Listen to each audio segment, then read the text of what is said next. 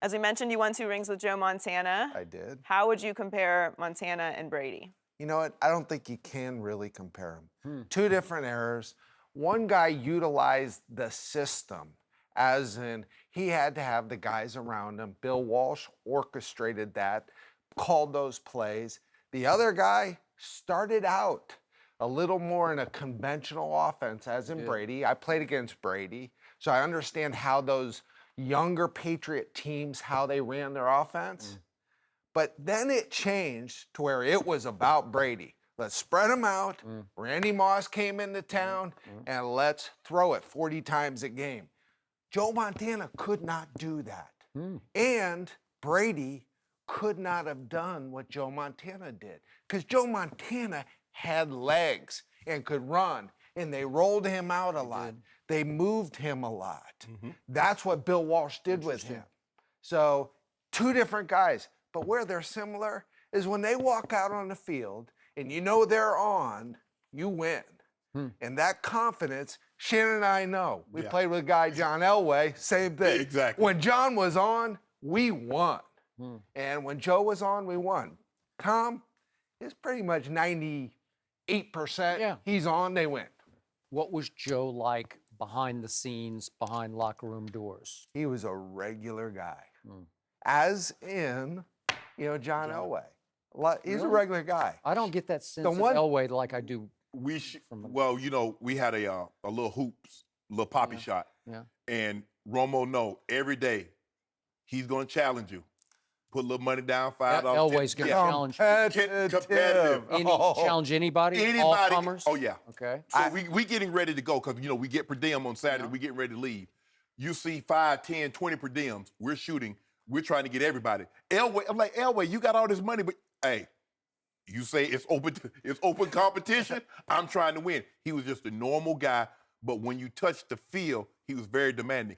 People think, playing with John Elway or playing with a Montana or Tom Brady is easy. It's not, because they demand so much out of you, because they demand so much out of themselves. You know that it's not an 8 to 5 for them. They're getting film. They're watching 2, 3, 4 hours of film at home. So when it gets to a down and distance in an area of the field, they expect you to remember that you practiced this and you've gone over this. So they don't want to hear my bad, especially now. My bad gets you sent home. My bad causes you to lose Super Bowls. So there are no more my bads. Another thing about Joe Montana that people don't realize, basketball player could dunk with ease. People don't realize. No. You think Tom Brady could dunk a basketball? No. He couldn't run very fast either. Doesn't have to. He To got me, an arm. from a distance, and just being in interview groups, Elway had public persona to him. I just looked at him, and even in interviews, he carried himself like a superstar, like a top pick in the draft. This guy, Joe Montana, not so much. He had little to no public persona. Nothing to say in interviews. He seemed almost boringly normal. And yet the ultimate split personality quarterback was Joe Montana, because he played with such flavor. Like his game had real sort of feel to it, and he could be spectacular because he could run it. He was a ballet dancer in the pocket and a sweet thrower of the football. And it was exciting. It was scintillating, in part because of the offense he was running. But the public, the performing Joe on the field was so different than the guy off the field. Maybe you saw something in the locker room, but I was around him some, even sort of off camera, off the field. He was pretty boring. I mean, he was just a guy. Right? Joe and I would always tell jokes. And Well, that's something. every time I got to the light, it seemed like every Wednesday, I'd come in, I'd walk over to his locker, and I always had a lot of jokes. He always had a lot of jokes. And he says, I got a good one for you. Oh. And I still remember them. I can't Yeah. say any of them All right. now, but that's one thing we always did. And we just always told jokes. And it was every week, oh, I got a good one today. Oh, he'd have a good one. And we're all in the weight room. Romo was into the weight room, but John was a big lifter. People don't realize that. John could power clean 330. He could bench, 315 pounds. So he was in there while we was working. Squat 400. Yeah. He was as normal as a superstar can be, because he would sit down, carry on a conversation, whatever we were doing. If we were playing cards, He played cards. We rolling dice. John, we rolled in training camp. We had the room called Club Shay Shay, you know. Because nobody wanted to be on the 8th floor. Nobody wanted to be close to that because we're up till 3, 4 in the morning, getting up. You? Oh yeah. I thought you went to bed early. But Club Shay Shay, I had to make sure Club Shay Shay was going off right. But John was right in there with us. And this is why when you get a guy, he's the hardest worker.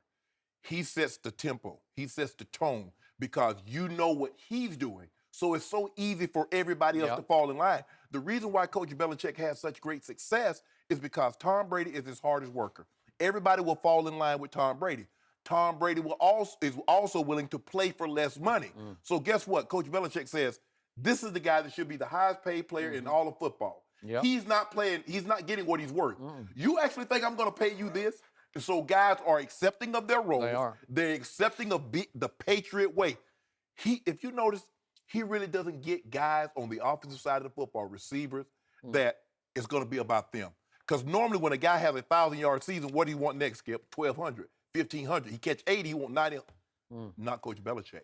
When you have your top player, your best player, buying in, there's a belief factor. Everybody else has to follow. If your quarterback is not bought in, then the rest of the guys are not going to buy in. Well, those two guys had to buy in. Elway, buy in. We were all buying in. And if you weren't part of that group, then you weren't there long. It's simple. It's not really that complicated. Yeah. You see what he's doing, you know nothing less will be accepted from you. Well, how about I got to tell this one.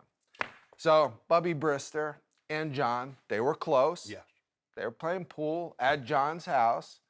Bubby Brister beats him on a Sunday night. Monday morning, John sold his pool table because he had never been beat on it. Sold it. Competitive. Competitive. Did he want to get a little piece of Bubby after that? Get even with him? Skip, you don't realize how we used to play in training camp. Yeah. We used to play a TV game called Jeopardy, but it was, through the PlayStation. Skip, I would beat him. So I could ring in quick, I knew the answer. So he get what he would ring, he didn't know it. He's like, tell me. I was like, I'm not telling you. It's like, well, you're not getting any passes tomorrow. Okay, I tell you. Man. Those were the times that We got to leave there.